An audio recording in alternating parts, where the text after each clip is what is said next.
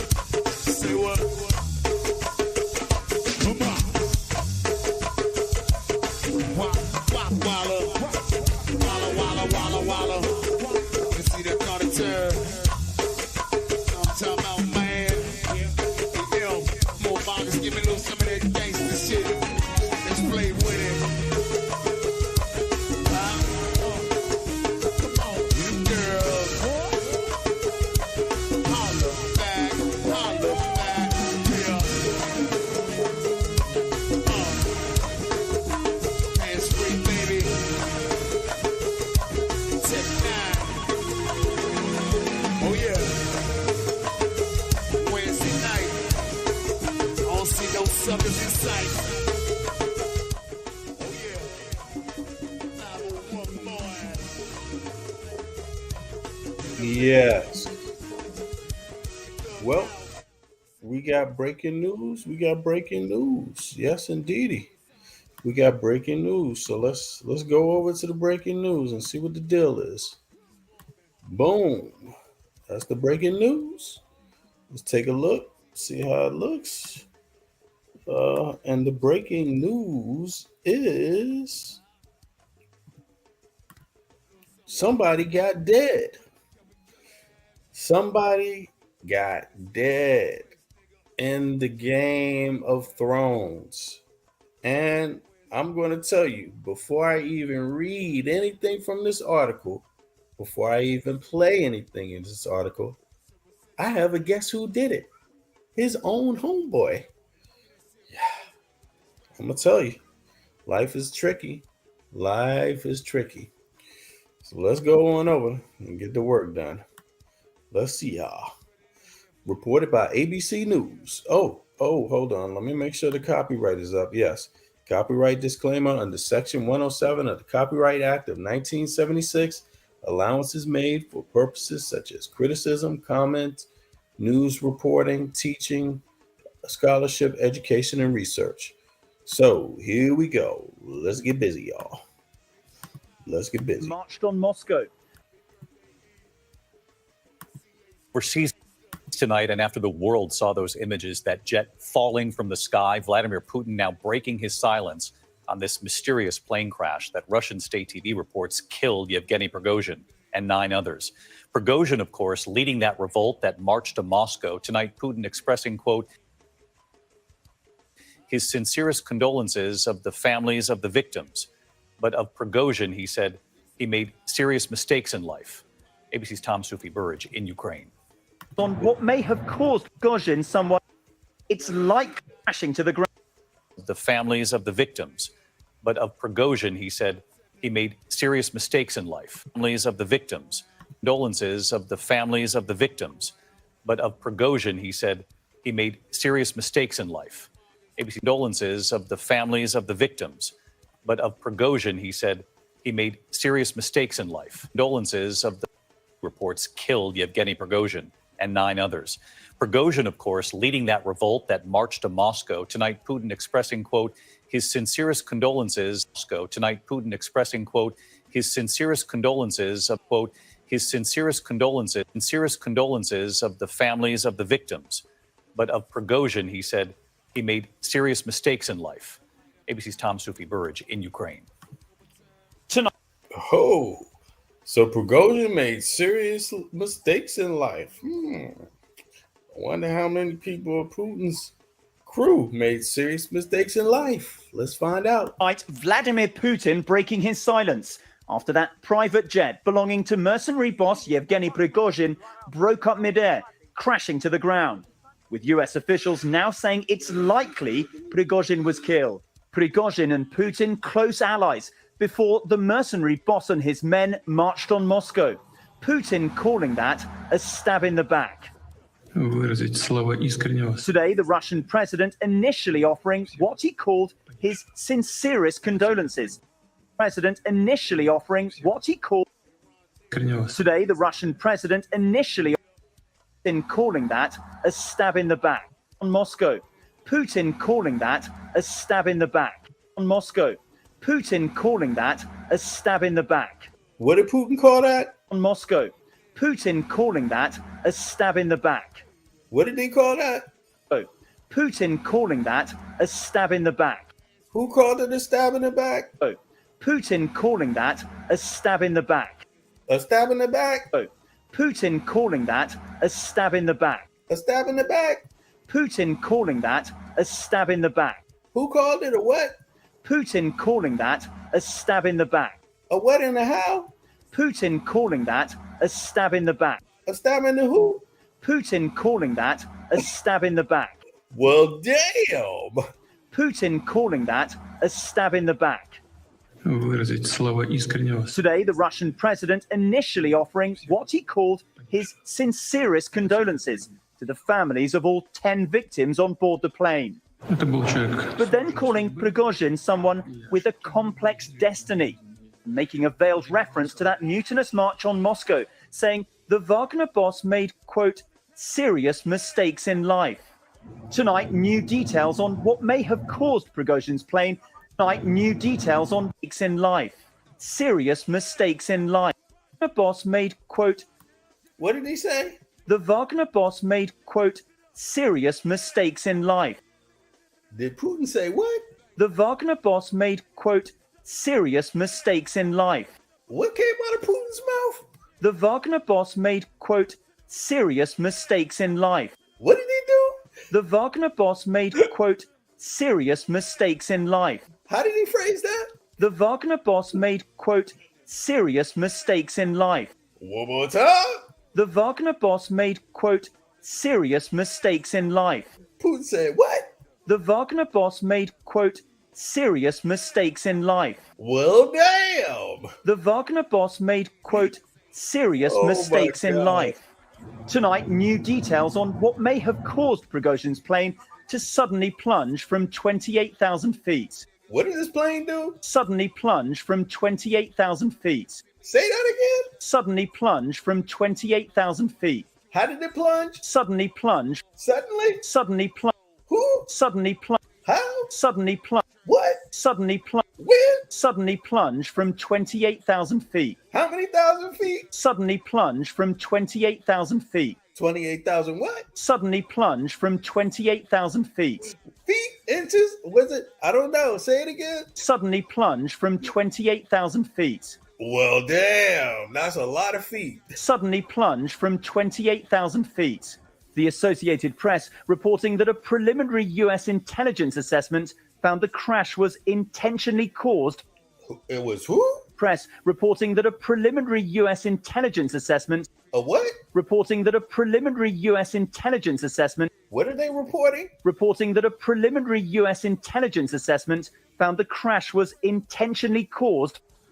Hold on. Did he say intentionally caused? A US intelligence assessment found the crash was intentionally caused. It was what? Found the crash was intentionally caused. What did they find? Found the crash was intentionally caused. Intentionally? Found the crash was intentionally caused by an explosion. An explosion. Did he say explosion? What kind of explosion? Caused by an explosion. The The Pentagon not commenting on whether there was an explosion on board. Who's not commenting? The Pentagon not commenting on whether there was an explosion on board, but ruling out the idea that a missile shot the plane down. Nothing to indicate, no information to suggest that there was a surface-to-air missile.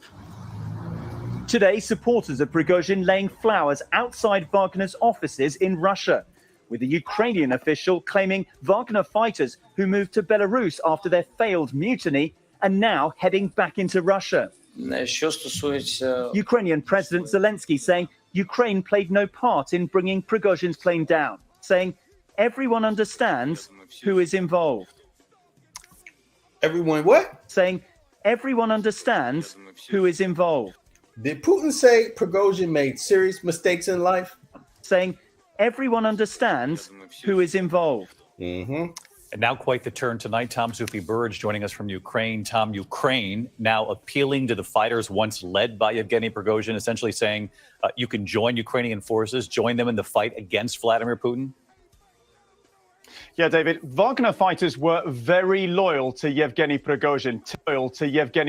Very loyal to Yevgeny Prigozhin. Were very loyal to Yevgeny Prigozhin. Tonight, the Ukrainian military appealing to those fighters who have not committed war crimes to join Ukraine. Well, I think that does it for me. Let me see who's here. David, this is a, oh yeah, let me put your comment up, bro. This is a clear hit. They thought Putin would let them leave with all that. I mean, hey, brother. I mean, Putin said some interesting statements. Now, I don't know why any type of intelligence agency would make a comment like that if they wasn't simply saying, we don't give a fuck what you think. I mean, I didn't like the fact that he was unloyal. I mean, Putin literally came out less than 24 hours and said his response was, the man made serious mistakes in life. That's what he said. If that's not a threat to anybody else around you and in Russia, I don't know what the fuck is a threat. I mean, is it even wise for any leader to make any kind of statement like that, bro? Really, I don't get it, especially if you want people to believe it was someone else. Why would you make a statement like that? I don't get it, man. This CIA paid them to flip and Putin paid them to leave. I mean, yo, brother, all I can say is no matter what happened, that comment that Putin made, that's got to be the dumbest comment. If you want someone to think it's not Putin, then why would Putin say that? That is just, in my view, that's asinine, you know, like whoever did it, he sure did help. He sure did help them. That's what I could say, because sometimes you can help people with just your mouth, man. It's crazy. Let's play back what Putin said. It's crazy, man. Mutinous march on Moscow, saying the Wagner boss made, quote, serious mistakes in life. Tonight. I mean, yo, dude, what's up with that? I don't get that. He said in one other part. Let's play it back, man. Let's play this back. Turn overseas tonight, and after the world saw those images, that jet falling from the sky, Vladimir Putin now breaking his silence on this mysterious plane crash that Russian state TV reports killed Yevgeny Prigozhin and 9 others. Prigozhin, of course, leading that revolt that marched to Moscow. Tonight, Putin expressing, quote, his sincerest condolences of the families of the victims. But of Prigozhin, he said he made serious mistakes in life. Well, yeah, Prigozhin made serious. Hey, Andrea, yeah, we're just doing a little geopolitical break momentarily. While I have a break, I can't stay long. I just wanted to cover this because there's a lot of action. Trump was locked up today. He got arrested. He got fingerprinted, got his mugshot. I mean, but damn, that's the American way of doing justice. I mean, they fingerprint them in America, in the U.S. and not in America, but in USA, they fingerprint them, they tag them, and they throw them behind bars. Maybe, you know, I mean, their own. But look here with Prigozhin. Look at what happened to Putin's buddy. I mean, He just ended up in an airplane crash. Explosion, they say. Let me play it over for you one more time. Let's Turn see. overseas tonight, and after the world saw those images, that jet falling from the sky, Vladimir Putin now breaking his silence on this mysterious plane crash that Russian state TV reports killed Yevgeny Prigozhin and 9 others.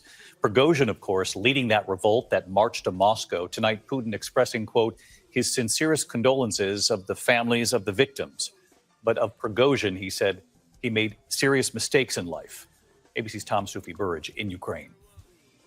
Tonight, Vladimir Putin breaking his silence after that.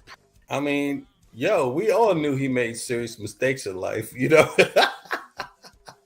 That's not even new. I think all of us was like, the moment he started marching on Russia or Moscow, anyone in their right mind knew where that was headed. So, you know, hey, Game of Thrones. Private jet belonging to mercenary boss Yevgeny Prigozhin broke up midair, crashing to the ground, with US officials now saying it's likely Prigozhin was killed. Prigozhin and Putin close allies before the mercenary boss and his men marched on Moscow. Putin calling that a stab in the back. Yo, brother, Trump ain't never going to see the White House again. I mean, you know, and for that matter, if he was living in any other country in the world, his ass would probably be dead. I hate to say that, but really, you know, even the Europeans ain't having that. Anything close to that. I mean, they would have taken out, and they would have not taken out, but they would have locked up. They already locked up any but people associated with this kind of stuff. Half of what Trump was associated with, really. I mean, the U.S., I have to say, man, in my opinion, the U.S. has been the most lenient in terms of the accusations before he came in office, up to coming in office, and afterwards. I mean, it's wild, my bro. It's wild, man. But that's combat talk for the self-inflicted wound. The next one up, mistakes were made. Yeah. Oh, you talking about Prigozhin, man? He's something. I mean, yo, they look. Trump got Russian ties. That's what I mean, he does. Prigozhin got Russian ties, yo. Well, hey, you know, let's see how it works out. Today, the Russian president initially offering what he called his sincerest condolences to the families of all 10 victims on board the plane. But then calling Prigozhin someone with a complex destiny, making a veiled reference to that mutinous march on Moscow, saying the Wagner boss made, quote, serious mistakes in life. Tonight, new details on what may have caused. Yo, I'm sorry, but when somebody blows up in an airplane and it's someone closely associated to you, I don't know how anyone around Putin in Russia with any amount of power couldn't take that as a direct threat on their life, as a lesson. And that's what I mean. Like, if you want people to think it's the US, if you want people to think it's anybody else but you, you wouldn't say that. You know what I'm saying? Like, but apparently Putin don't give a damn, yo. As an entrepreneur, I disagree. Trump was enriching the middle class and pushing these political oligarchs into us. I mean, I would say I'm not so sure about that myself, although, you know, I'm not saying that anybody's does really much good, you know, does really what the country's level of power could do for its folks. You know, I don't believe that the U.S., given the amount of wealth it has, I don't believe anyone, even Trump, and any of them, give American people their fair share of what they work for. I mean, and that's just my message, being an American that migrated abroad, and see how it doesn't matter what party is in power, pretty much in a lot of European countries. Most of these Europeans are getting a lot more out of their hourly wage than Americans have ever seen. Talking about the middle class, and especially the middle class and poor. So, I mean, I don't know, Trump, you know, but I stand by your right to your opinion, and also I believe the U.S. doesn't. The party system is too wrapped up into two parties. But having said that, like I was saying, if you look around, a lot of people that are associated with less type of shady contacts in politics, they're getting dealt with, and let's be honest, if Trump was in Venezuela, he'd probably be dead. He'd probably be finished, not even going to be fingerprinted, let alone like a lot of stuff. But yeah, man, but man, I mean, I would never put all my eggs in one basket, and I wouldn't put all my eggs in Trump either, but I don't think the Republican Party is making a good argument, um, is making a great argument that is heading off the Democratic Party. I think they need to work a little bit better on their argument if they expect Democrats to not be elected, and yeah, but at the same time, I have some people, friends, and persons that I know, and I respect that are Republicans. Even some of them that was connected to some of these Republicans that were supporting Trump, man. So I know what they thinking, brother. I'm telling you, man. I had a chance to be around some of them, and I'm gonna tell you, I know exactly, and I'm talking about up there, not down on the bottom. Like they're in politics, running for office. You know what I'm saying? In an urban city, man, and I know what they're thinking, or the ones that I talk to. Because journalism is just journalism. You got to separate yourself from the opinions that people have, and just try to listen to everybody fairly. And the ones that I know, they didn't like what Trump was doing, but they was going to support him because they thought that the Democratic Party, like in Baltimore, for example, didn't do enough for the people and kind of locked out others from the politics. There's a lot of people that wanted to run in the Democratic ticket. Democratic Party ain't have no space in Baltimore, and then they got, like you said, these kind of like oligarchy kind of people. Yeah, How was he enriching the middle class, David? What about the $1 trillion tax cut he gave to the rich? He didn't drain the swamp. He was the swamp. I mean, yeah. I mean, I think he's definitely part of the swamp. That's for damn sure. So it's kind of like the pot calling the kettle black. And it's kind of like gaslighting. Like, you're going to drain the swamp, man. Let's look at your taxes, homeboy. Let's look at how you do business. Let's look at the laws you passed. I mean, but having said that, yeah, we should have that conversation openly, and even with our brother David, we should have the convo. It's a good convo for people to have, especially since more elections are coming up. But I'm just saying to David, from what I know from my fellow Black Republicans that are quite astute and very clever, very very clever, with a big network. I would work within the Republican Party way before I would work with Trump. That's what I would say. But yeah. But in any case, let me move on here. I'm gonna play the rest of this, and then I gotta get out. So hold on. I see somebody popping up, right? Oh, okay. It's Andrea. How you doing, Andrea? I don't have too much time, but you good? Let's let me know what you thinking, Miss. No, I hear people make that argument that David is making about him enriching the middle class. I'm still trying to figure that out. Mm-hmm. He said that you have to be rich to hold public office. Everybody he put up there were rich people, from the person who was the Secretary of Education or whatever. That woman caused a lot of grief to people. I'm not sure what he's talking about. That $1 trillion tax cut we have to pay for. They are the quintessential government welfare recipients. That's who they are.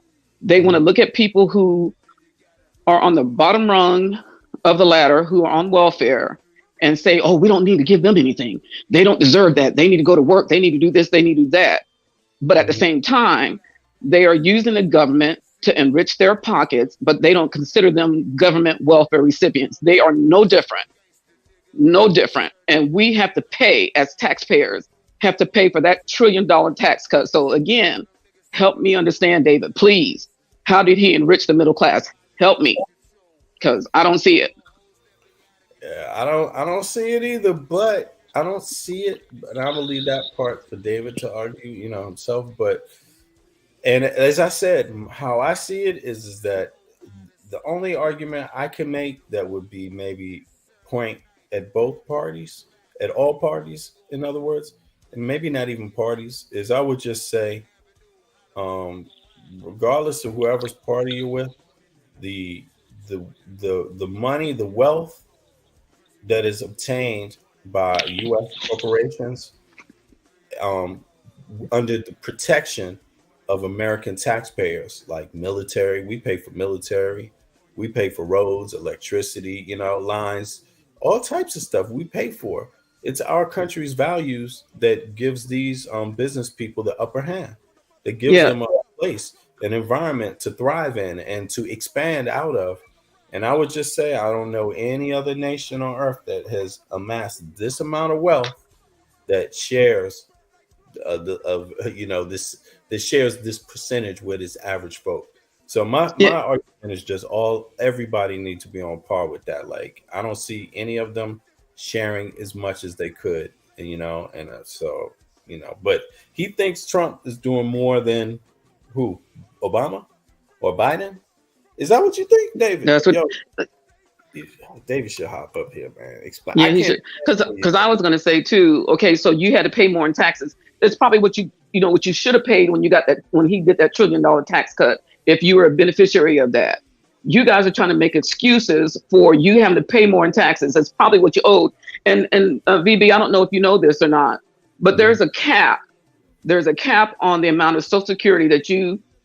Once you hit a certain amount of money that you no longer have to put into Social Security and everything, they have all those benefits out there for them. So I don't want to hear the bullcrap. I'm not for any political party, but I'm all about justice and fairness. There was no justice and no fairness under the Trump administration. You hear people complaining. We all had to live under him, not knowing what decisions he was going to make. He put our country in harm's way all the time. We had, I have family members who fought for this country and all this other kind of stuff. I don't want to hear this. This is just way over the pale. I'm sorry. Oh, you're okay. I don't see where he benefited us in any way, shape, form, or fashion. People say, well, he gave to the HBCUs. He didn't do anything. He just decided to go ahead and put back what was already out there. And then if you go and look at how that money was dispersed, all that money did not go specifically to HBCU. So I'm stop it. Yeah, I just think I'm not prepared to argue the details as much as you are, Andrea, and that is because I'm often getting my information from other Americans that are committed and are detailed oriented. And so you're making your argument. You're saying you're making this case for the HBCUs, and me, I don't have all the data in front of me, right? But just in my view, I don't even see how Trump even was able to be president. He just because he pulled that scab off that appealed to those other people. He peeled the scab that they were just waiting for somebody to come in like that, and the people who claim themselves to be Christians who voted for him and heard all the stuff that man did, they need to take their Christian card and throw it in the trash because they don't believe one iota of anything that they stand for. This is just an atrocity. The stuff that's happened to this country and the divisiveness that came as a result of him being president. They want to blame it on everything else, but this. I'm like I said, I can go either way. Sometimes there's some Republicans who may be worth voting for, but not this. Nope. David, what's up, bro? I see you had a moment to pop up. I hear you. It's hard to type too much, man. If y'all want to have this conversation. Now, David. Hi, Andrea. Yeah, it's a lot of information that goes into it, and like this kind of conversation can go in a million different ways. However, I'm going to attempt to kind of bring it into a general sense. So as far as tax breaks, or let's say tax triggers, right? So one of the many hats that I wear is, or at least for the most part, is I'm a real estate investor, you know, and as a full-time real estate investor, I'm afforded certain tax breaks that the common person who's working a 9 to 5 doesn't have or isn't afforded, right? So one of these breaks is I get to offset most of my income because I'm spending more than 75% of my time engaged in real estate investing. So I use that as an example because what is Donald Trump known for? He's known for filing for bankruptcy. That's what he's known for, and Okay, being a con but man. That's what he's okay, known but for. he made most of his monies, or at least his claim to fame is real estate. Now, And he's known while for he was in it, devaluing property to get ahead. He is not he's not David. Come on now. We know okay. his track record. We know Yeah, about how so he we goes we about trying to make understand it seem that. like he has all this money, and he scams the U.S. people for him to get what he has. No, there's a lot of media Ain't influencers on a make lot a of media. statement like that. This has all you got to do is go and do your home. Look, before all this went in, I did my research. I mean, everybody knows about Donald Trump. I mean, Right. stop it, So David. Stop. Stop. okay, so why would an entrepreneur file bankruptcy? Why would you file bankruptcy if you're supposed to be this smart as he claims to be? Why would you Okay, file bankruptcy? You so got all the tax breaks. You guys financial get all the tax breaks. wellness is You get why. all the things that you just said that the normal Yes, person does not get.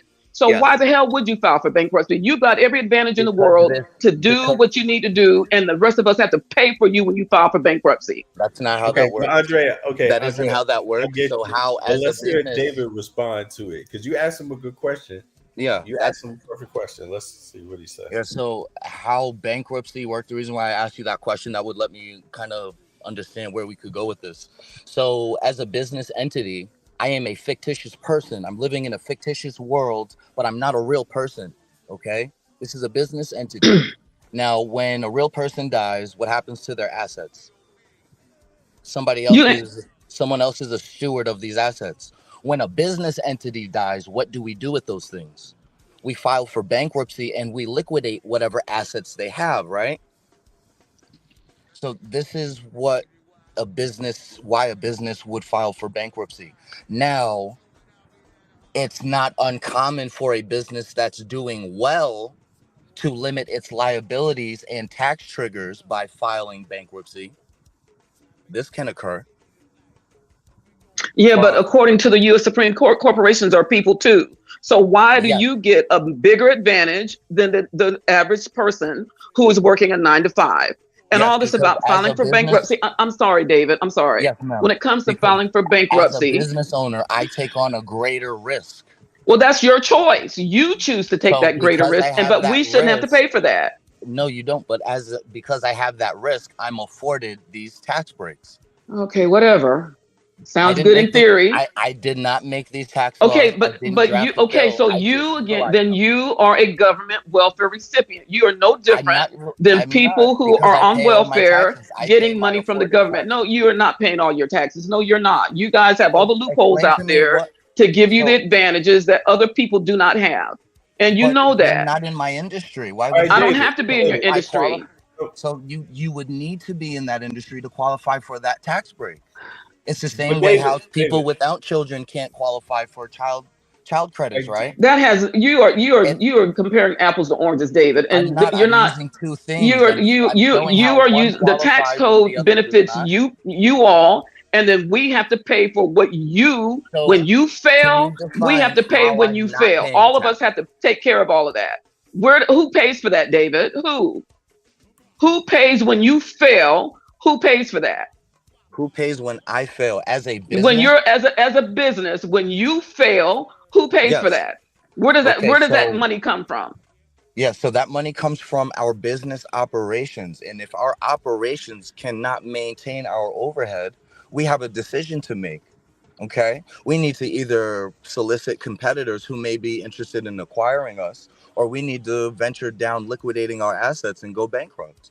Yeah. Okay. We have every And right to do that. But what All I'm right, saying David. is, Let me ask you this then, David. So yeah, what if you find out, like, it's a hypothetical, obviously, yeah, so yeah. you don't have to answer it, if you Nah, don't it's think cool, it brother. makes You know sense. me. I'm good to go, man. Let's I'm not. say, I'm only invested in the things that I involve in. Like I said, I didn't make right. these tax codes. I just utilize them. Okay. Well, yeah, exactly. But let's just say, for government instance, welfare recipient. So go yeah, ahead. You would have to demonstrate how, when you I say agree something with like that. that, But let me you would say have this, to David. demonstrate how I take advantage or I'm receiving any welfare. No, I don't feel David. like you understand Okay. the exact way this works. Go ahead. Let me So, Go ask ahead. you this. I'll come back. Go ahead, V. Bennett. Go No, ahead. let me just ask you this, David. Now let's remove that off the table. Let's say that all of a sudden you find out that Trump said that, you know what, let's lessen that, let's make this what do you call it, bankruptcy. Let's make the yes. benefits far less. Let's bring those benefits back. What if he changes his position and goes the opposite direction? Then what do you Mhm. think about Trump? Just so I understand, is there Yeah. more you like about Trump or what? Yeah. So first off, let's clarify one thing. Me Okay. pointing out that the company, or excuse me, the country was prospering during his administration versus this one, does not mean that Trump and I are friends. It doesn't mean that I But what do support you him or mean by have motive for the prospering? The agenda. GDP is up. The GDP has gone up in the United States of America consistently over the last 20 years, each president. It hasn't gone down under none of them. Yeah. So what do you So mean I look at, prospering? yeah, as prospering is like this. The GDP has gone up, and Andrea asked the question, where are the results of all these tax breaks? Where's all the money coming from? The problem in America is that the economies are all skewed. Everything is inflated. So when you go to the grocery store and you buy some groceries, my typical grocery store bill is about $800 every time we run it, right?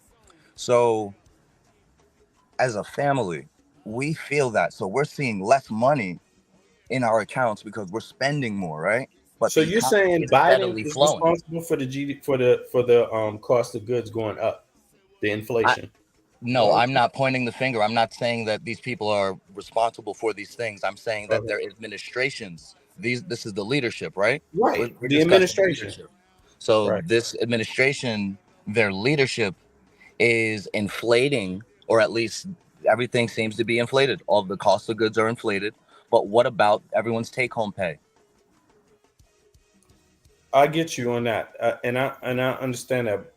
So now, just to make it clear, your question, you're saying that the other thing you like about Trump is he managed that inflation better. Is that what you're saying, or he would have managed it better? I'm just want to make sure before I. Is that what you're saying, or because I'm asking outside of the bankruptcy law, if Trump reversed his views on bankruptcy, what else do you still like about Trump? That's what I'm asking. Oh, maybe Hey, he paused or something. Maybe he's at work. I'm hey, not V. sure. Bennett. Yeah. So we'll take this for an example. The Okay. governor for the state of Texas held up those trucks that were supposed to be delivering goods throughout the country, Mhm. right, to inflate pricing. Okay, they can't just put that out there on the Biden administration and stuff like that. There are people who are doing things that they should not be doing, and Mhm. the governor for the state of Texas was doing stuff just like that. Mhm. Okay, so you know, I get Yeah, so I irritated apologize. I apologize. because I got a call coming in. again, the No, I hear laws you. David. Wait 2 seconds. Hold on. Let Andrea. She was just saying something. 2 the seconds. Just laws for the that are made by our government. So anybody, I don't care if it's welfare laws, I don't care if it's all governmental. But when it comes to the poor people and they receive quote unquote government assistance, it's considered welfare and it's looked at as a bad thing. But when the rich people receive quote unquote government assistance via tax cuts and all kinds of stuff like that, oh, it's something else, you know, because businesses are generating jobs. Right. And that is And not unfair. happening. These companies have gotten richer. They are not paying people a decent salary. They're not giving them good raises. They're not giving them health care. That's where all their monies are going. So we don't get the same thing that everybody else gets out there. Let me also add to that, David, also, if I must. At the same time, there's parties in the US that are calling governments like the Danish government or the Danish state welfare states because they pay people to go to school, give housing insurance, which is guaranteed benefits. If your earnings go down, you don't have to move out of the place you've been living because they supplement that. You see what I mean? It's like you don't get to move in on welfare, but you get to have supplements if all of a sudden your life changes because of your job. Always had health, universal health care. You see what I mean? And these same parties in the U.S., they would call a place like Denmark a welfare state. So is that not welfare? What you're talking about? Because in Denmark, if you want to open up what you're saying, like this kind of being incorporated, do this real estate stuff, there's limits on how much you can just keep for yourself after you. Go ahead, bro. Yeah, well, I mean, appropriately is like this. You have to pay your capital gains. Anytime you make any more money than what you spent, you have to pay your taxes on that. You know, what I'm talking about is like this. You're mentioning tax breaks and government welfare recipients. You know, I need a little clarity on that. How is it government welfare when, as a business, we aren't realizing a metric that would require us to pay more money? But here's the thing. When I say it's welfare, I don't mean something stigmatizing. I'm not looking down on you. I'm saying welfare, if it allows people to do something good in the future that benefits all of us, great. But there should be limits. But on the other hand, there are persons like Trump at the same time, they're arguing against everybody else from getting. I mean, don't you think, for example, let's look at what they did with the school debt, right? Public school debt or student loans, right? In the country I live in Denmark, nobody's worrying about a student loan. People are getting paid to go to school, technical school and university. But in the US, people are paying more for education than anywhere in the West. Yeah, and that there is a demonstration of the media distracting. That's a distraction of the media. They want to make you feel like student debt is so bad, right? They weaponize it the same way they weaponize it. Oh, David, please. Sister, David. This ain't got nothing to do with the media. All you got to do is do your homework. All that information is available. Did you care about for the education? And V. Bennett, the education used to be like that. It used to be really affordable. It used to be that way. Care about it before they put it in the media, before they said, you know what we're going to do? We're going to try to save some more money or put more money in your pocket by making sure that all your kids that you sent to college, you don't got to pay that debt right now. The public universities were paid by our tax dollars. That's where a lot of that stuff. That's why our kids were able to go to school and not worry about stuff like that. But when you got these people who want to privatize everything so they can make the bulk of the money, that's where you get in trouble. Or where they tell you as a government, if you don't do such and such and such and such, we're going to withdraw funding. That's where you get all that stuff from. All that stuff is not because the media is propaganda. I mean, you sound. I'm sorry, David, but you sound like a Trumper to me because all the stuff you're just saying sounds exactly what they say to try to prove their point. Like you're listening to I am listening to you, and I don't know how old you are, but I've been around here for a little bit. I understand. And what I'm saying is that you haven't shown me where we're receiving anything from the government. What money you are receiving the ability to write off stuff to offset your income that other people don't have the advantage of doing. The government gives you permission to do all sorts of stuff as it concerns your taxes that the majority of the people here in America that are doing a 9 to 5 don't have that privilege of doing. And the only reason why you guys get that is because they put those laws in place to give, I mean, they have it where people were getting, like, for instance, for property taxes, you have people who are making X amount of money who they say, okay, let me try to figure out a way I can reduce my property taxes by saying my house is devalued. So they will purposely go find and get their property devalued so they don't have to pay the same property taxes as everybody else.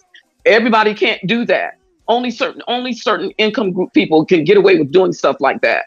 That's where the government benefits you and how you pay your taxes and stuff like that everybody else does not have. Dave, did you hear that? I see you logged out. You fell out for a second. I get another call, and once a call comes over, it just blanks out the sound, so I wasn't able to. Yeah, I got you. So I got the back half of that. I kind of get what you're saying, but I really feel like you wouldn't say that if you understood what that tax break affords us. You know, like I said, I used that. But David, you chose to go in that career field. I don't care. Yes. I don't care. So, you chose to go in that particular career field, just like everybody else chooses to go into. Okay, it doesn't. But at the end of the day, I'm not mad at you. I'm not mad at you. I am saying that because as taxpayers, because all of us have to pay our fair share of taxes when it comes to those tax breaks that you all get that we don't get. That's where the line needs to be. No, you get more benefits than anybody else. Excuse me? Taxpayer money is going into that. Is there a fund this is going into? Where are all this taxpayer monies and like what taxpayer? Whatever benefit that you get for not paying a certain amount of tax. I don't care whether you get it in money or you get it for not getting any money. You get benefits that other people don't have. Stop trying to make this about money coming into my pocket. And so you get the way you get more money in your pocket is your salary stays increased compared to everybody else's. That's where your money comes from. That's why these corporations are doing so good today and making 400% more than the average working person, because taxes allow them to make that money and they are not putting that money back into their employees. All right, but let me ask one. If I paid, go ahead, Dave. So like in there, hold up. Let me finish this point up though. Let me just finish this one point up, BB. So, 2 years under this administration, like I said, I've paid over $300,000 taxes. I've paid over $300,000. You're probably just paying back the money you saved under Trump. I don't feel sorry for you. Sorry, I don't feel sorry for you. Yeah. No. You're whining. Well, how come?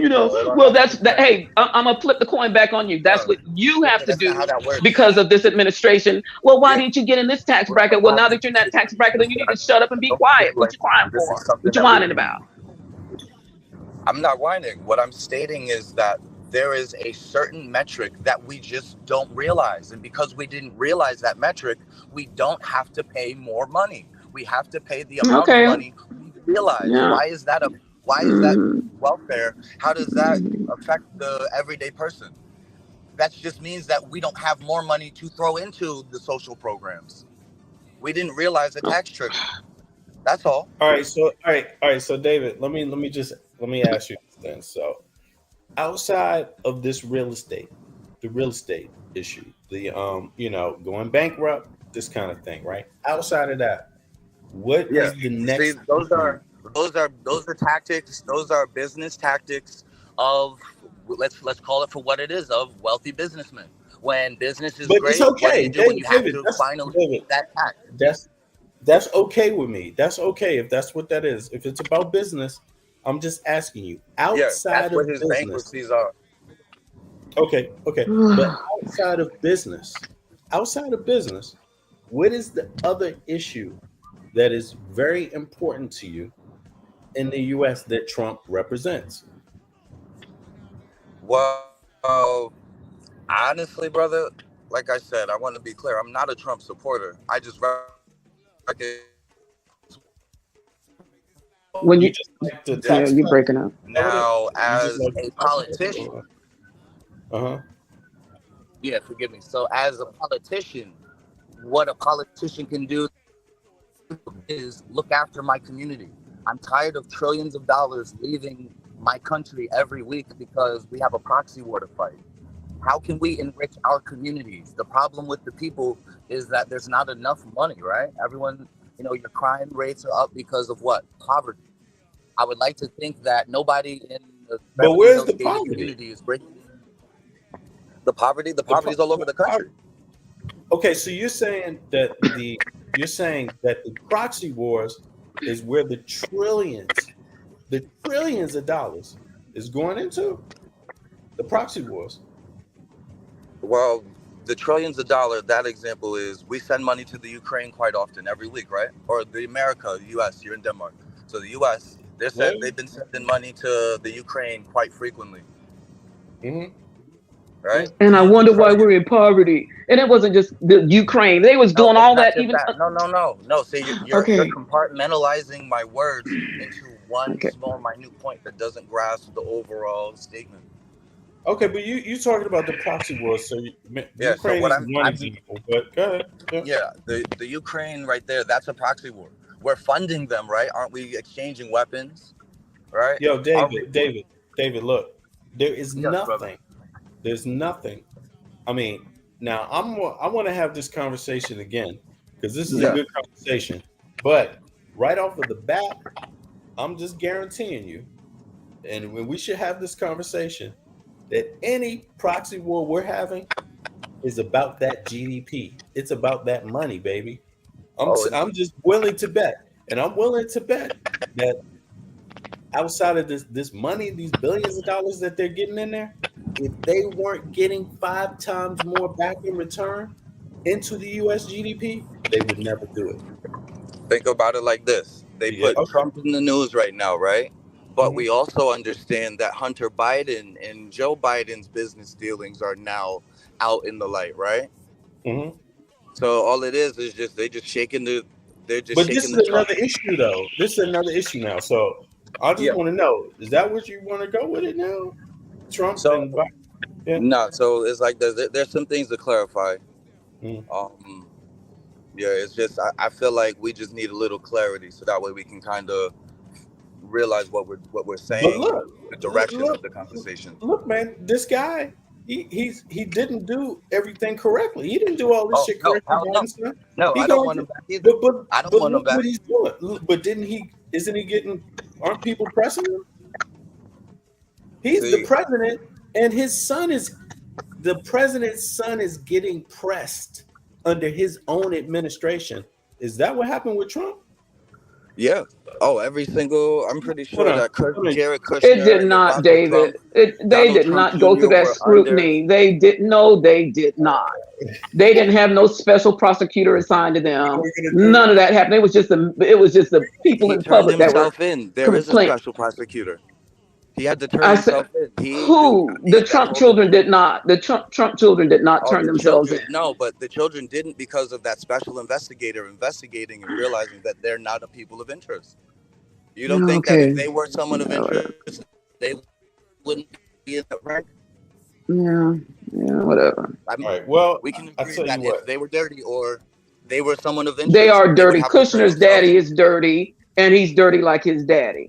So they were. Of course. He should have been investigated, and them Trump boys should have been investigated. All of them should have been assigned to special prosecutors as well. What I'm getting at with all of this is a few things. As politicians, we have to look after our communities. We need to make sure that we're putting people in power that will look after us. We have to stop exporting all of our goods or sending all of our quote unquote foreign aid to countries like Ukraine, where right now they're in conflict. We could definitely maybe mediate better, but we don't need to send weapons and money there. Why can't we send money to DC? I was there a couple of weeks ago. Like DC. I mean, I gotta say, David, I'm gonna tell you, bro. My argument for everything you're saying is that the US GDP is so huge, there is no excuse. They can throw all that money to Ukraine they want, and there's still 1,000 times the money left to even deal with DC after and every other city. That's what I'm But saying. it doesn't get done. And it doesn't get done. So we need Right, but somebody why who's is the going to cut the argument? check for it. But here's the thing: why is the argument?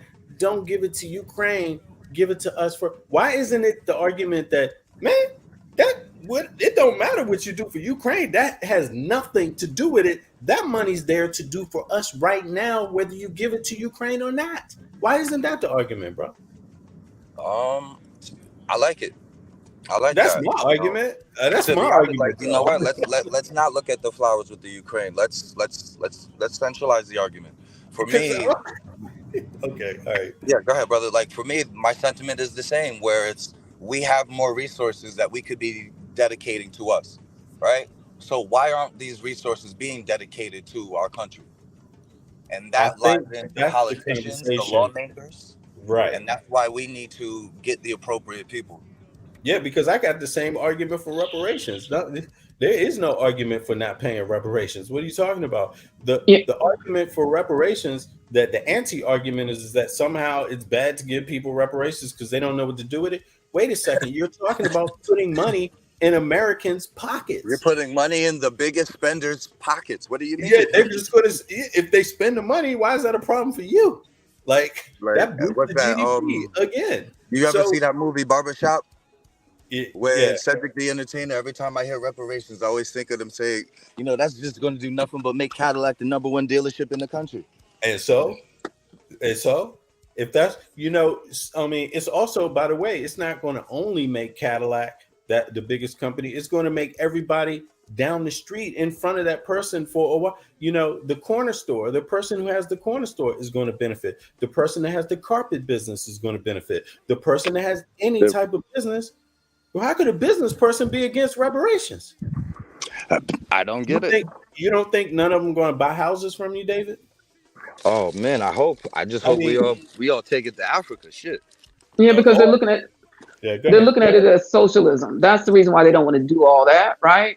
But they don't look at it as what they do as socialism for the wealthy. None of the stuff that they do falls into that category. But they all make sure they get theirs. And then if you happen to get, as they say, the trickle down, if we get a little trickle of it, then we should be happy, right? That's how they want the rest of the people to feel about any kind of pay increase. I don't care if it's 0.01% of the percent, you should be happy that you're getting that much of a raise when they've given themselves buku increase. And our politicians are getting paid. They vote themselves a raise for their piss poor job that they do for us. So they need to set term limits and all that kind of stuff. They need to set term limits. They need to set term limits. Then that we wouldn't be having having as many problems as we have now. They need to set term limits. Get them old ass people out of there. Get people out of there who don't give a damn about there should be a turnover every 4 to 6 years. We shouldn't keep having the same kind of problem that we keep having. This is ridiculous. I agree. It seems like a lot of the decisions they make. It seems like a lot of the decisions they make, they only make them because they know they're not going to be around for these things. They're not going to be around to see what happens from this. Yeah. But anyway, that's my 2 cents for what it's worth. Yeah, but I'm glad. Good conversation, David. I appreciate you hopping up on the panel. I have nothing but love for you. We don't have to agree about everything, but we don't have to fight about anything either. No. Yeah. We're not going to fight. No, we're just having a dialogue. That's all. I just get kind of heated when it comes to, all this, the burden having to be placed on the people who don't necessarily have the means to take that burden. All these tax dollars, that the stuff that we have to pay for through our taxes is a burden for the majority of the people in the country. There's not a whole lot of millionaires and billionaires. There's just a few of them that are what is it, like, they're like 80%. They make 8% of the money or whatever, however that's supposed to be termed, where everybody else is suffering. It's ridiculous. So that's my big beef about all of that. Stop complaining about, people need to stop complaining. Well, or the government, we want a smaller government. Okay, well, we got that under Trump, and what the hell happened? What happened? We had the COVID could have been handled a whole lot better had he not cut that part of the government out. Certain things could have been handled a lot better had he not cut certain parts of the government out and not have those people who work in those industries do those types of jobs. But at the same time, he wanted to increase the monies that went into his rich constituents' pockets. Get the F out of here. That's the part that irritates the hell out of me. It's just that's where we got poor people. Our people are so poor. It's because the distribution of wealth is so unequal that how are they supposed to make it? Same thing with healthcare. You could be doing good. You could be somebody in the middle class. And if your health insurance is not good or you have none, you will be a poor person tomorrow. Just for that alone. So what V. Bennett saying that happens in Denmark, nobody has to worry about stuff like that. We're supposed to be the most civilized and most whatever nation in the world, and yet we're so ass backward when it comes to taking care of our people. It's just stupid for them to sit there and try to point fingers at, oh, look at that third world nation over there. We're the goddamn third world nation because we don't want to take care of our people the way we're supposed to. Yo, it's people I agree. Being educated here. But it's also the financial acumen and literacy of people. You know, as a community, the Black community, we're a top 15 nation as far as money spent. How is it that we have? How is it that we, as a metric, we would be a top 15 nation if we just pooled our money and kept it within ourselves? So if we have that kind of financial power, just leaving and exiting our community at any abandon, how are we really supposed to overcome these hills and valleys that we've? Okay. But you know that they built the highways to where there's no exit ramps to certain communities and stuff. You know, there's not a lot of Black businesses within the Black communities and stuff like that. So how are we supposed to recirculate this money? And you've seen it happen before, over and over and over again. From the Tulsa to everything, we've had this happen over before. It's been done. How are we gonna, when they get jealous or they get envious or whatever? How are you gonna stop a bomb from coming and busting us upside the head like they've done multiple times? This is not new. People are making it sound like this is something that, you know, oh my God, you know, if we could just do this. We've done all of that. There's history. We see all that. How are we supposed to do that? When they get tired, like for instance, I'm gonna say, you know, for instance, during 2008, when all the bottom fell out, they started making it eat, you know, the white folks who used to live in the suburbs, they started beefing up downtown so they can be closer to the trains and the buses and stuff like that. Kicked out this one Black community that I know of. They got rid of them, put all these nice condos up there, put apartments that have little stores and shops down at the bottom, all that back downtown where they know Black folks can't afford to live there. So we'll push them back out. They do this every time things are inconvenient for them. They try to make things convenient. That's where you get that gentrification and all that kind of stuff. That's where all that stuff comes from. When they get sick and tired, or not sick and tired, when things are inconvenient, they want to make things convenient and they'll flip the tables right back to their favor. That's where all that stuff comes from. And it's just, I mean, we can't sit back here and act like we don't know. All you got to do is just see how things are happening over the what they say, the Bronx or something. One of those areas up there in New York. All of that stuff is turned over now. Why? Why is that gentrification happening? Well, it's happening because the cost of living. Like New York, for instance. New York is just a port city. It wasn't supposed to be that big. It was never supposed to be that big. It was just come here, migrate here. You can use this as a launching pad to the great beyond of the new world, right? But it just became so big that it thrives on these kind of elements. So when you wonder, well, why is rent $5,000 a month for a 200 square foot room, is because, you know what? They say, F you, someone else will pay for it. And they do. Yep.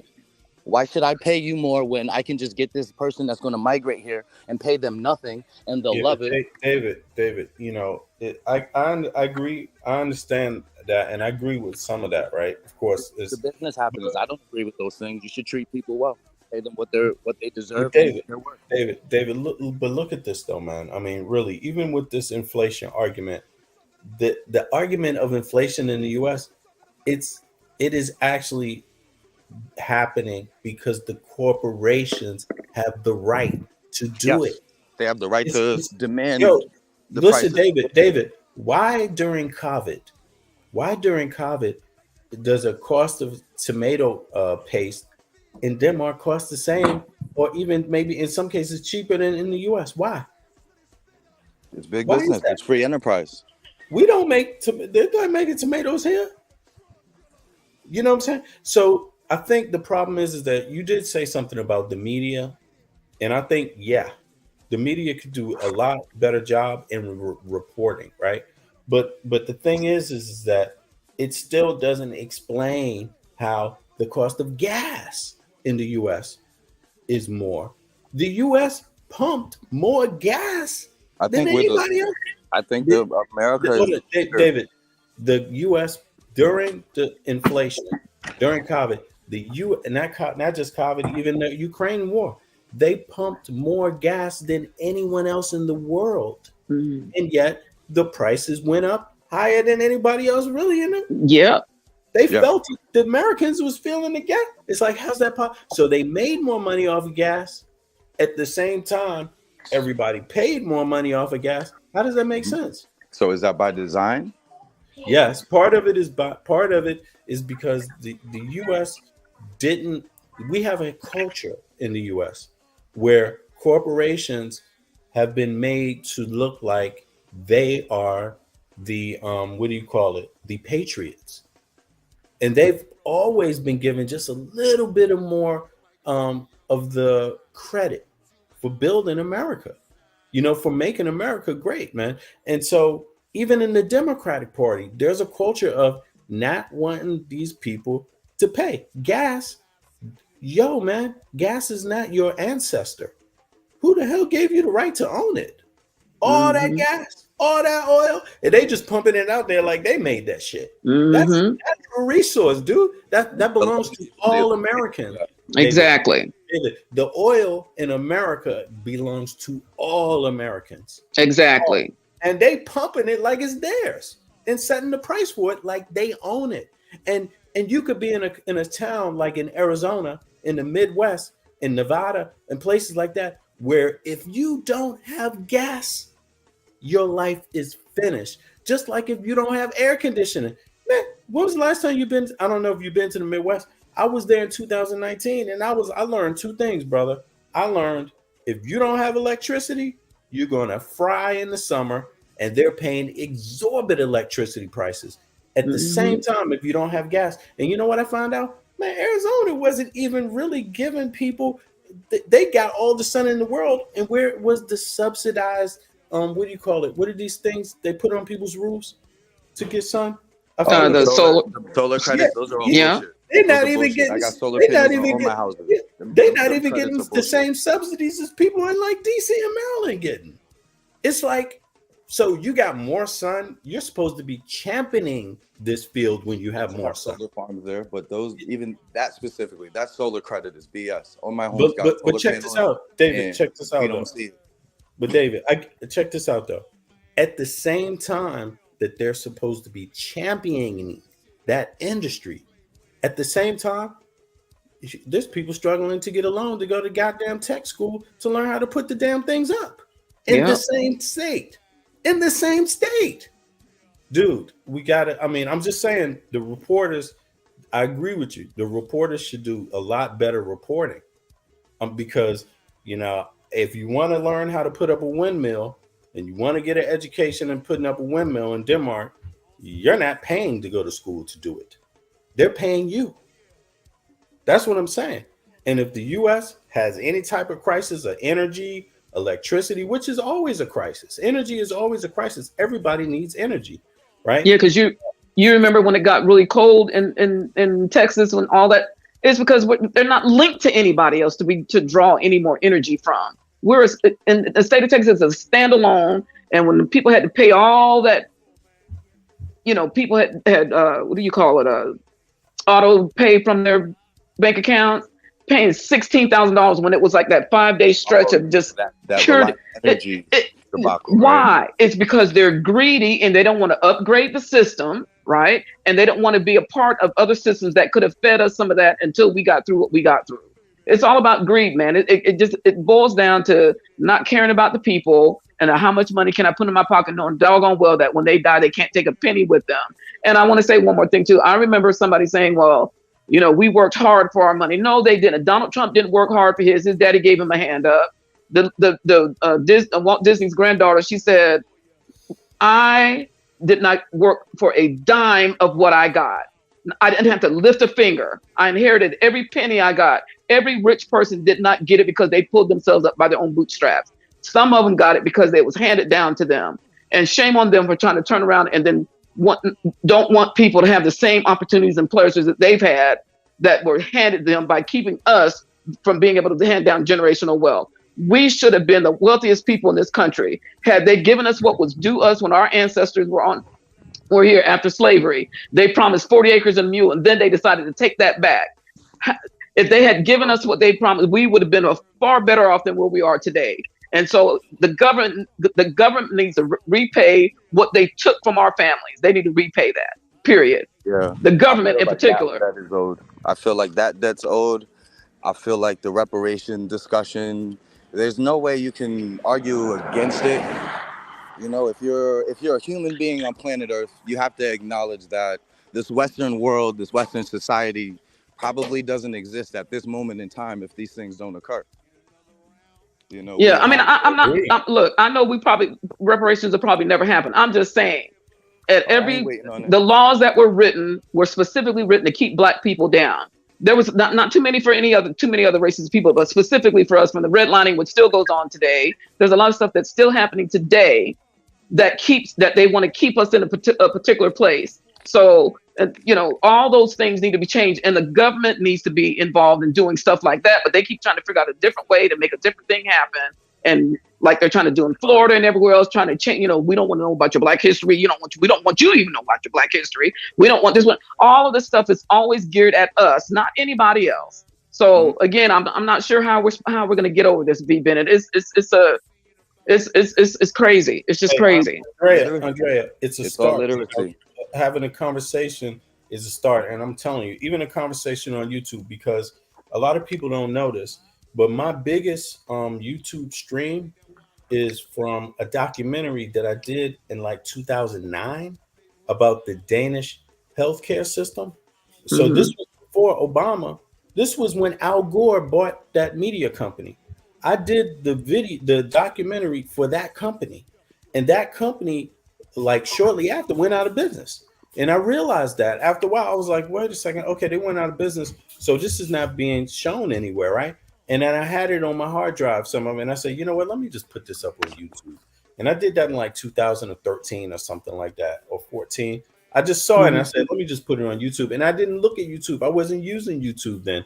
I just said, if I'll just put it there, and if I want to see it sometime, I know it's there, right? And then I came back some years later, and I was like, dang, this video got 40,000, some 30-something thousand hits.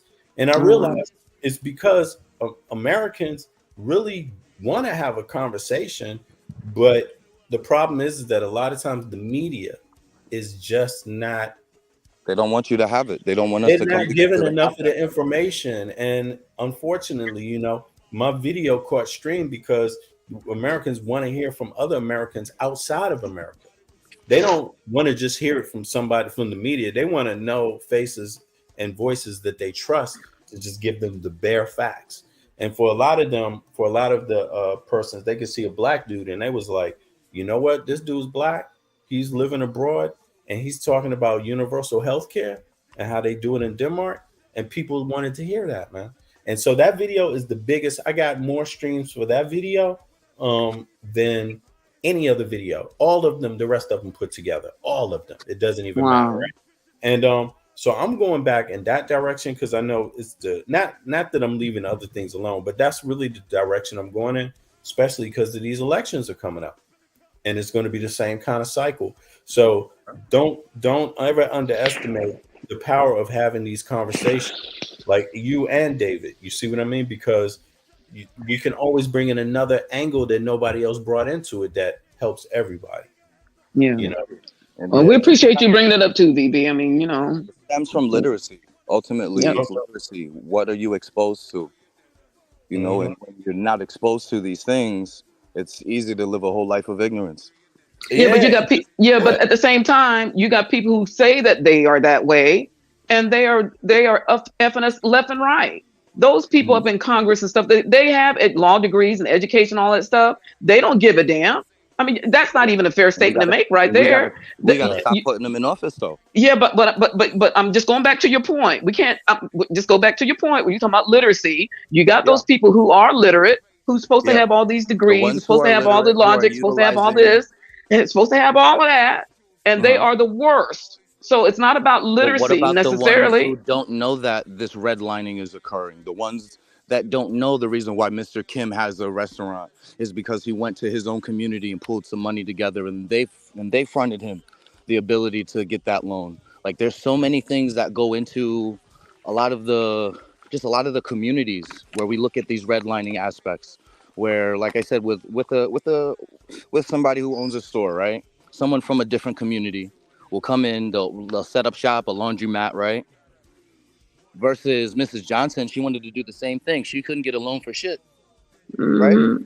She couldn't get a loan for shit because ultimately Mrs. Johnson wasn't financially literate. But you know what, David? You know what? But again, I gotta go. But okay, wouldn't it be great if we had both? Absolutely. That's what I'm saying. Like, we need to have our community, and we need to have engaged in ourselves and our own support system. At the same time, that government we pay taxes to needs to be engaged, be held accountable, because you can't assume, David, that they're financially illiterate, because sometimes they will turn you down just because of the color of your skin, and it has nothing to do with that. I don't want to throw us all and say that it's because you're they don't have financial literacy. No. It could be for any reason. They can deny you for any reason under the sun. You could have all your ducks in a row and still be denied a loan. So don't. Oh, indeed. Financial literacy. Here's an example of that. So Miss Johnson, your credit is good. You got money in the bank. You pay your bills on time. Miss Johnson, don't you dare walk your ass in that bank and ask for a loan. You go talk to them on the phone and you make them process that shit right there. Miss Johnson gets all the money she needs because her credentials did it. She didn't walk in there and show her skin. Y'all see me? I'm black. Do you really think they want to see me driving around in this kind of car? But I'm just saying.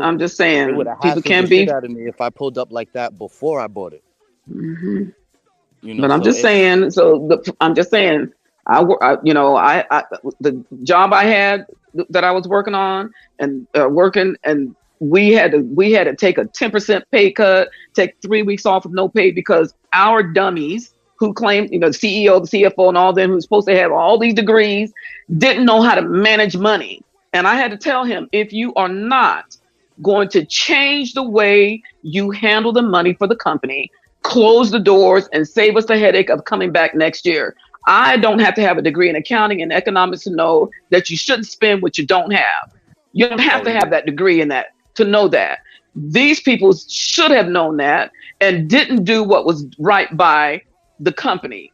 Okay. So I'm just saying you don't have to have all that. You just have to have a good basic understanding of how to add and subtract, multiply and divide, which these people didn't have. And he listened to me, by the way. He listened to me. I told him, if you don't live off what we have in the bank, don't waste our time. And he got back in January, said, we're going to live off the money we have in the bank. And if we don't survive, we don't survive. We do, we do. We came out on the other end 10 months later, got our 3 weeks worth of payback and got our raises that were due us just for doing the basic stuff. So you ain't got to have to know about derivatives and all that BS. All you need to know is how to do that kind of stuff like that. And I say, to me, I saved our company at the time. I saved our company because I'm the only one who talked to him, the CEO, that way. Yeah. So I'm just saying. It's more so the guidance and direction. If you understand or at least have some level of literacy when it comes to finance, you'll understand what your money should be spent on, what you should not. You won't fall for these scams. You won't, these things are going to happen. You're always going to have somebody that's in a position of implied power from some type of credential. They're going to abuse the system. They're going to abuse the people. And then all that they're going to do is just either say nothing or just go to jail for a couple years, come out, and they still got your money. Yep. That's all they're really interested in. I just want the overall community to be like this. Everybody knows about credit, right? So everyone can leverage their own credit to buy certain things like a business.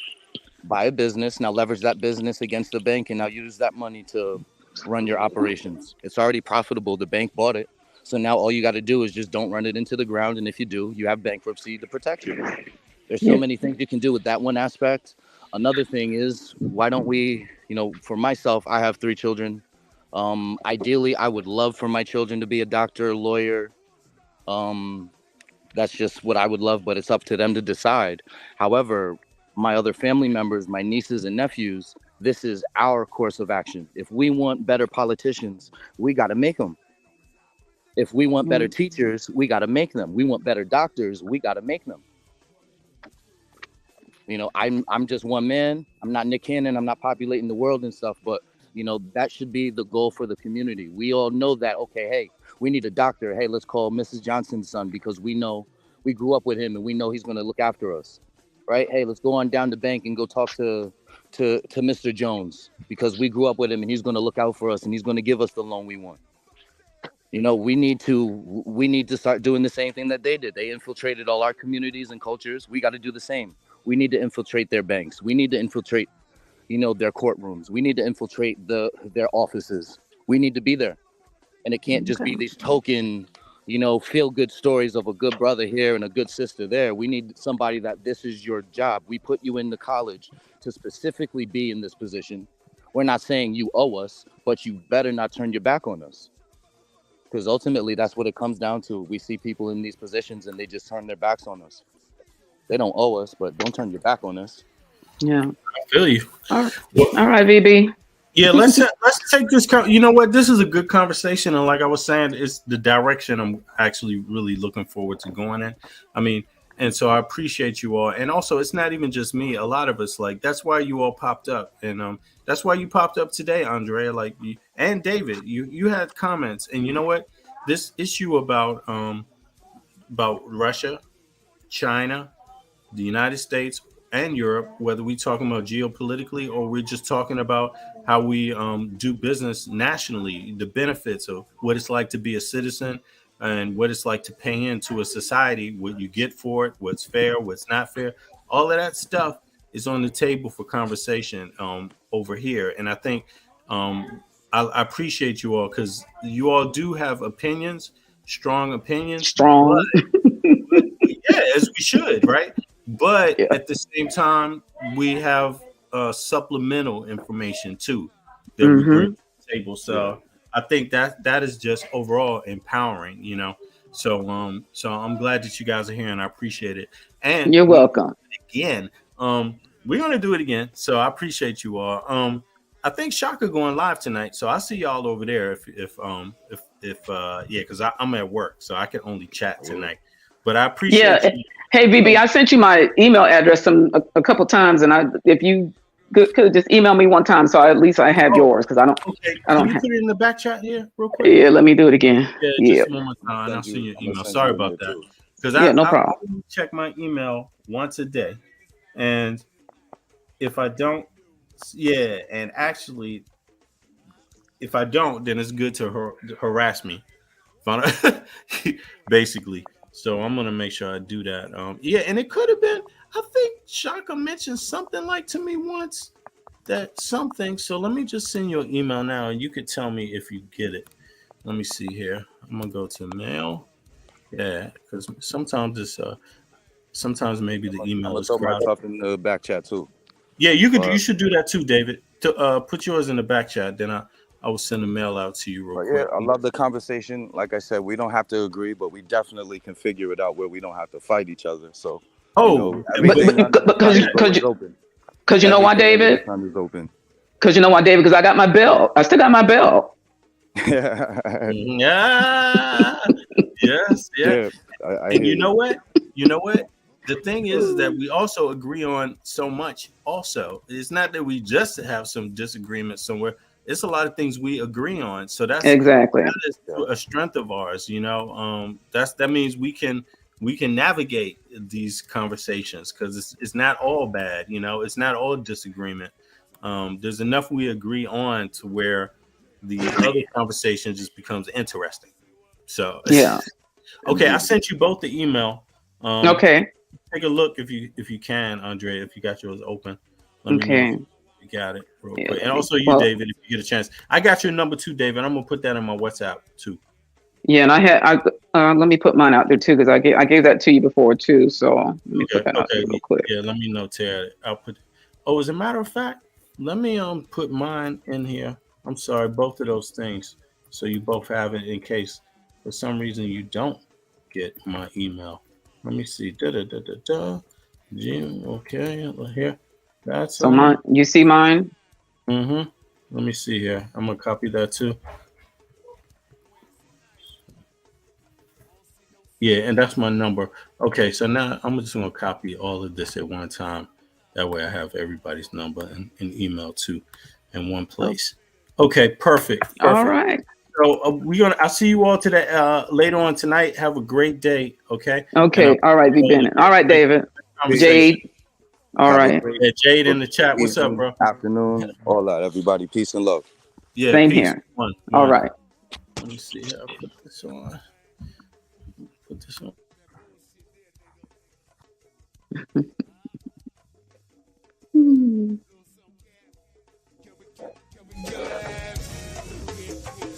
See that Wayne place, nigga. Kill it. East Ray Wednesday night. Give them what they like, baby. Don't forget that Silver City. Silver City, say what?